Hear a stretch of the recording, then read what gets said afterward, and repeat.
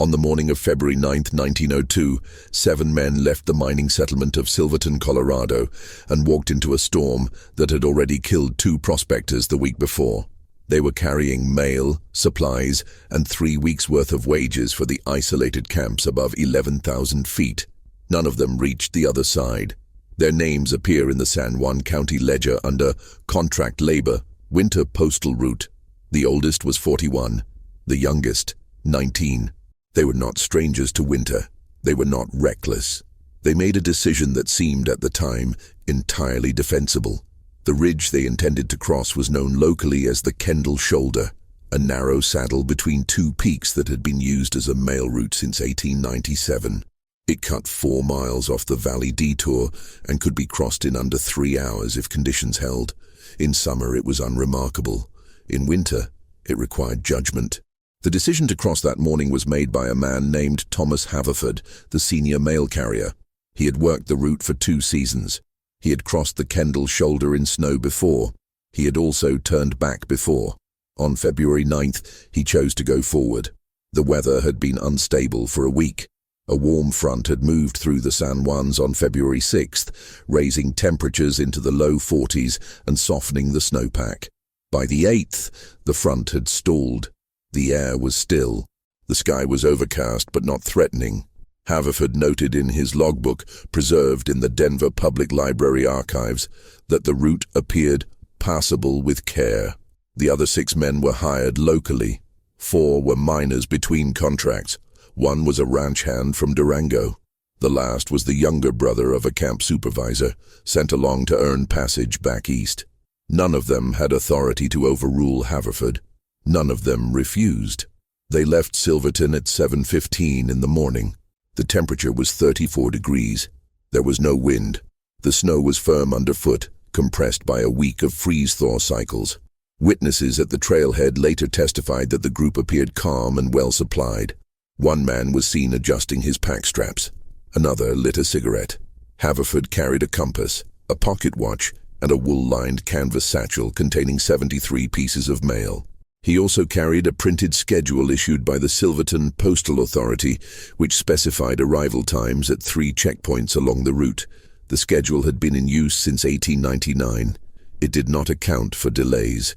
At 7:40, the group passed the last visible structure on the Silverton side, a timber frame assay shed belonging to the Little Giant mine. A worker there, a man named Orrin Pickett, later told investigators he watched them until they disappeared into the trees. He said Haverford was leading. He said the group was moving at a steady pace. He said he thought nothing of it. The Kendall Shoulder begins as a gradual ascent through spruce forest, then opens onto an exposed ridge approximately 1 mile long. On a clear day, the ridge offers visibility in all directions. On an overcast day, it becomes a corridor of white. The trail itself is marked by cairns placed every 50 yards, though snow can obscure them. Haverford had crossed the ridge 11 times that winter. He had turned back twice, both times due to wind. On February 9th, there was no wind. At 8:30, the group reached the base of the ridge. This is confirmed by a notation in Haverford's logbook, found later with his body. The notation reads, "Ridge approach. Conditions stable. Proceeding." It was the last entry he made. What happened in the next hour can only be reconstructed from physical evidence and the testimony of search parties. But the decision itself, the choice to continue, was made at that moment. Haverford looked at the ridge, looked at the sky, and judged the risk acceptable. He was wrong.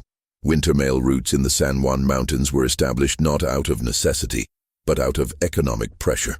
The mining camps that dotted the high country were productive from May through October, when ore could be hauled down to the railheads. In winter, they became isolated. Men stayed on to guard equipment, maintain tunnels, and prepare for the spring thaw. They lived in timbered bunkhouses heated by coal stoves. They ate canned goods and dried meat. They read old newspapers. The mail was their only regular contact with the outside world. Letters from family, legal documents, payroll receipts. The Silverton Postal Authority contracted with independent carriers to deliver it twice a month, weather permitting. The contract paid $18 per round trip. It was dangerous work, but not considered suicidal.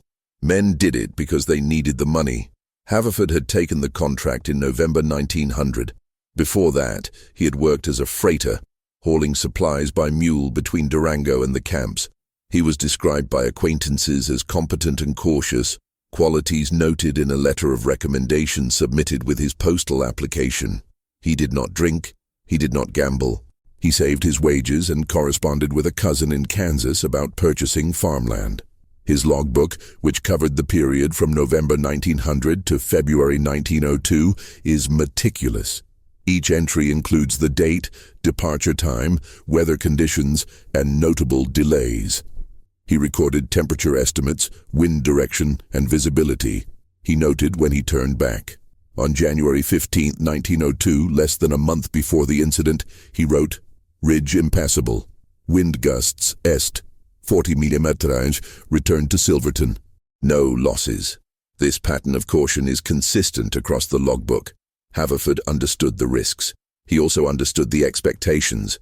The camps were waiting for their mail. The postal authority was waiting for confirmation of delivery. Delays meant complaints. Complaints meant contract review. On February 9th, the conditions did not appear prohibitive. The storm that had killed 2 prospectors the previous week had passed. The skies had cleared briefly on the 7th, then clouded over again. The temperature had stabilized. There was no precipitation.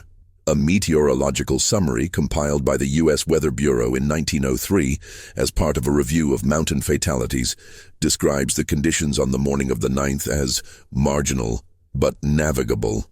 Haverford made his assessment based on observable factors. The snow was firm, the air was still, the ridge was visible from the approach. He had crossed in similar conditions before. He also knew that the next scheduled mail run was not for another 2 weeks, and that the camps had already gone 3 weeks without delivery. The pressure to proceed was not explicit, but it was present. The 6 men accompanying him had their own reasons for going. 2 of them, brothers named Carl and Henrik Lindström, were Swedish immigrants who had been working a silver claim near Red Mountain. They were returning to a camp where they had been promised winter caretaking work. A 3rd man, James Coughlin, owed money to a supplier in Silverton and hoped to collect wages owed to him at the camp. A 4th, whose name appears in records only as J. Ruiz, was described as a ranch hand passing through. The remaining 2, Albert Schaefer and William Marsh, were listed as general laborers. None of them kept diaries. None of them wrote letters home before leaving. Their motivations are inferred from witness statements and employment records. They were, in all respects, ordinary men of the period. The morning departure was routine. Packs were checked. Provisions were divided. Haverford distributed the mail satchels among the group to balance the weight. Each man carried approximately 40 pounds, plus personal gear. They wore wool coats, canvas trousers, and leather boots. Some had woolen scarves. None had goggles. The trail to the ridge was familiar. It followed an old freight road for the first mile, then branched off into a footpath that climbed through the trees. The ascent was gradual, gaining about 600 feet over 2 miles. The trees provided shelter from wind and reduced glare. It was, by all accounts, an easy start. At the base of the ridge, the trail opens suddenly. The trees stop. The ground levels out. The cairns begin. On a clear day, you can see the entire ridge laid out ahead of you, a smooth white curve connecting 2 peaks. On an overcast day, the ridge disappears into gray. The cairns are all you have. Haverford stopped at this point and made his notation. He would have looked ahead. He would have judged the visibility. He would have considered the time. It was 8:30. The camps were expecting delivery by early afternoon. The ridge crossing would take no more than an hour. There was still time. He gave the order to proceed. No one objected. The ridge at 8:30 in the morning on February 9th, 1902, was a study in stillness. The air temperature was holding at 32 degrees. The wind, as noted earlier, was absent. The snow underfoot had the texture of dense cake, firm enough to support weight without crampons, soft enough to take an impression. Visibility extended approximately 200 yards before the overcast reduced everything to a gradient of whites and grays. Haverford's decision to cross was not made in haste. The logbook entry suggests deliberation. The word stable appears twice in his notes from that morning. He was not ignoring the conditions. He was interpreting them. What he could not have known, what no one in the San Juans understood in 1902, was that the warm front from earlier in the week had created a subsurface layer of melt-freeze crust beneath the snowpack. This layer, invisible from above, acted as a sliding plane. The snow above it was thick and heavy, saturated with moisture from the thaw. The snow below it was older, weaker, and beginning to lose cohesion. The entire ridge was sitting on an unstable foundation. Avalanche science in 1902 was rudimentary. The mechanics of slab release were not well understood. The U.S. Geological Survey had begun compiling fatality reports, but predictive models did not exist. Men like Haverford relied on observation and experience. If the snow looked firm and the weather was calm, the ridge was considered safe. The group moved out onto the ridge at approximately 8:35. They walked in single file, spaced several yards apart, following the cairns. Haverford led. The Lindstrom brothers were near the middle. Marsh, the youngest, brought up the rear. They moved slowly, testing footing, avoiding sudden shifts in weight. For the first 20 minutes, nothing happened. They covered about half a mile, reaching the midpoint of the ridge where the trail makes a shallow turn to the north. Here, the elevation is 11,200 feet. The ridge narrows slightly. On the left, the slope drops steeply into a bowl-shaped valley. On the right, it descends more gradually toward tree line. At approximately 8:50, the weather changed. A wind began, not strong but steady, coming from the west. With it came light snow, not a storm, just a dusting. Visibility dropped to under 100 yards. The cairns ahead became harder to see. Haverford stopped. This is inferred from the positions of the bodies found later. He would have assessed the situation. The wind was not dangerous on its own. The snow was light, but the visibility was deteriorating. The question was whether to continue or turn back. He chose to continue. This decision, made at 8:50 on the exposed ridge, was the second critical juncture. The first had been at the base of the ridge. This one carried more weight because now the group was committed. Turning back meant retracing a half-mile of narrow trail in worsening visibility. Going forward meant reaching the descent and the shelter of trees within another half-mile. The safer choice was ambiguous. Haverford resumed walking. The group followed. They moved more slowly now, each man watching the back of the one in front. The wind picked up slightly. The snow thickened. The ridge, which had been quiet, began to emit a low, barely perceptible hum, a sound caused by wind passing over compacted snow. It is a sound that experienced mountaineers recognize as benign. It is not a warning. At approximately 9 o'clock, the ridge released. The first indication was not sound, but motion. The snow beneath Haverford's feet shifted, not violently but perceptibly, like the deck of a ship adjusting to a wave. He stopped. The men behind him stopped. For a moment, nothing else happened. Then the fracture line opened. It ran laterally across the ridge, approximately 30 yards upslope from the trail.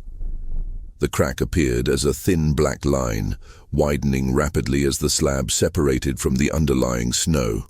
The sound that accompanied it was described by survivors of other avalanches as resembling the tearing of heavy canvas. It lasted perhaps 2 seconds. The slab began to move. Slowly at first, a creeping, deliberate slide. Then with accelerating force as the weight of the snow overcame friction. The entire upper section of the ridge, an estimated 10,000 cubic yards of snow, detached and began its descent toward the valley. The men on the trail had no time to react. Haverford, at the front, may have had a moment to turn. The others simply disappeared. The slab overtook them in seconds, moving at a speed later estimated at 40 miles per hour. It carried them down slope, tumbling and compressing, burying them under layers of snow that hardened on impact. The avalanche traveled approximately 800 vertical feet before coming to rest in the valley bowl. The debris field was 30 feet deep at its thickest point. The surface snow was smooth, unbroken, and gave no indication of what lay beneath. The entire event, from fracture to stillness, lasted less than a minute. By 9:05, the ridge was silent again. The wind had died. The light snow had stopped.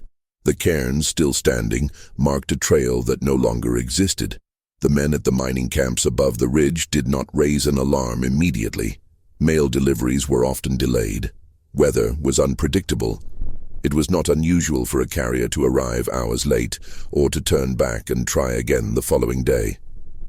By the afternoon of February 9th, when Haverford's group had not appeared, the camp supervisors assumed they had returned to Silverton. In Silverton, the postal authority assumed the opposite.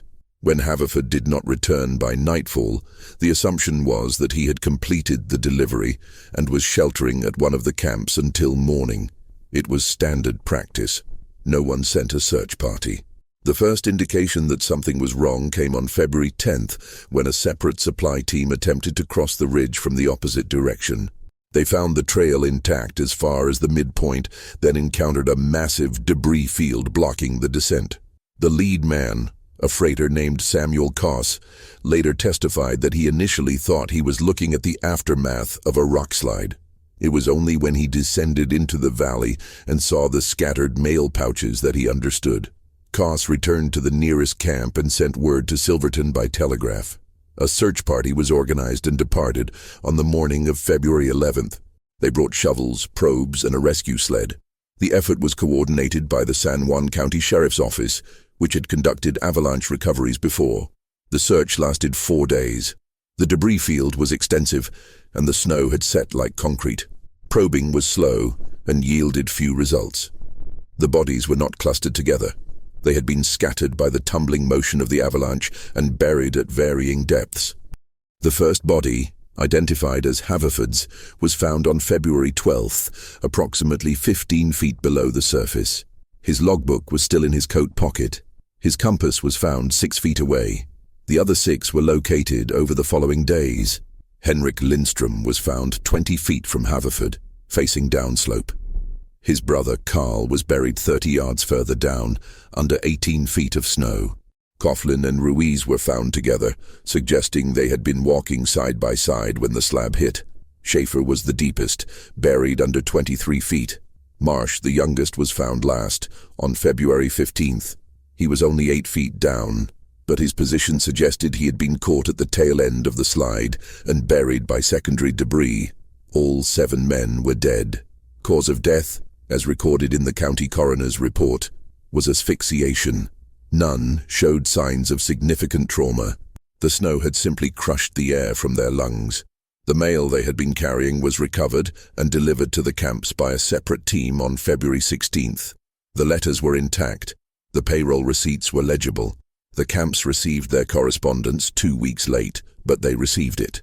The investigation that followed was procedural. The county convened a review board to determine whether negligence had been involved. Witnesses testified. Weather records were examined. Haverford's logbook was entered into evidence.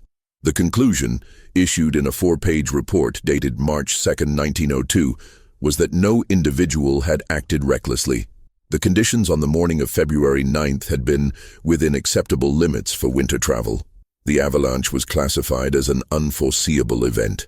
The report did note, however, that Haverford had made the decision to cross despite marginal conditions. It did not assign blame, but it acknowledged the choice. The final paragraph reads, "It is the judgment of this board that the deceased carrier exercised reasonable caution, but that the risk inherent in winter mountain travel remains irreducible." The Kendall shoulder was closed as a mail route after the incident. A longer, lower elevation trail was used for the remainder of the winter. The cairns were left standing. Over time, they fell into disrepair. By 1910, the ridge had returned to wilderness. The families of the 7 men were compensated by the Postal Authority. The amounts varied. Haverford's cousin in Kansas received $40 and his personal effects.